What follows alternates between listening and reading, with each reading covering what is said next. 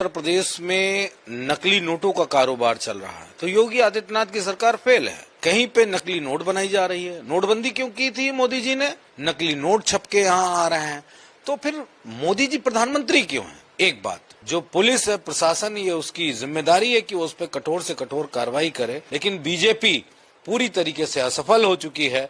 ना प्रदेश संभाल रहा है, ना देश संभाल रहा है। बीजेपी को कोई नैतिक चरित्र नहीं है दूसरे दलों पे इस तरह का आरोप लगाने का। खैर, सत्ता में है तो निश्चय ही विपक्ष के दलों पे लगातार इस तरह के इल्जामात लगाते रहते हैं, लेकिन बीजेपी को ये बात कहने से पहले 3 बार सोचना चाहिए। इनकी पार्टी के कार्यकर्ता जासूसी करते हुए, पाकिस्तान की जो एजेंसी ISI है उसकी जासूसी करते हुए पाए गए, और पता नहीं कितने सारे इनके लीडर्स हैं जो इस तरह की चीजों में पाए गए हैं, जो शायद मेरे ख्याल से देश विरोधी गतिविधियां थी। अगर ये बात कही जा रही है कि उत्तर प्रदेश में नकली नोटों का कारोबार चल रहा है, तो योगी आदित्यनाथ की सरकार फेल है। और बॉर्डर से इधर से उधर पैसे आ जा रहे हैं नकली, तो फिर मोदी जी की भी सरकार फेल है।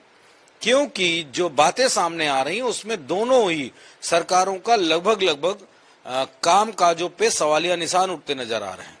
कहीं पे नकली नोट बनाई जा रही है। नोटबंदी क्यों की थी मोदी जी ने?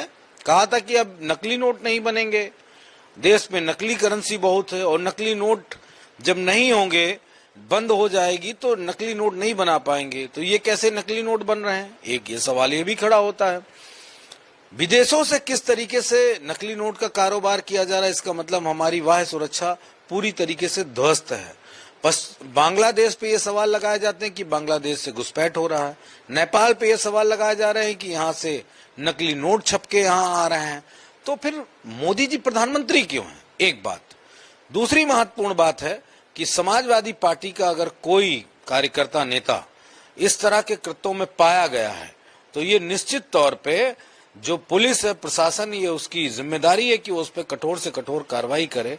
समाजवादी पार्टी किसी अपराधी के साथ खड़ी हुई कभी नहीं पाई जाती है। जहां गलत है वहां गलत है, लेकिन बीजेपी पूरी तरीके से असफल हो चुकी है। ना प्रदेश संभाल रहा है, ना देश संभाल रहा है।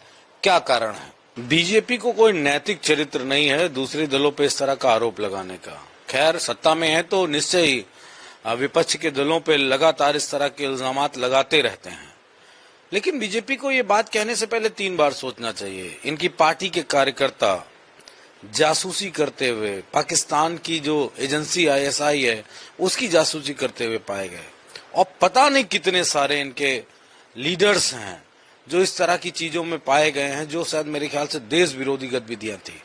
मैं Shivani Yadav, ABP live news channel को सब्सक्राइब करें, लाइक करें, कमेंट करें, शेयर करें। छोटी से छोटी, बड़ी से बड़ी खबर देखने के लिए धन्यवाद।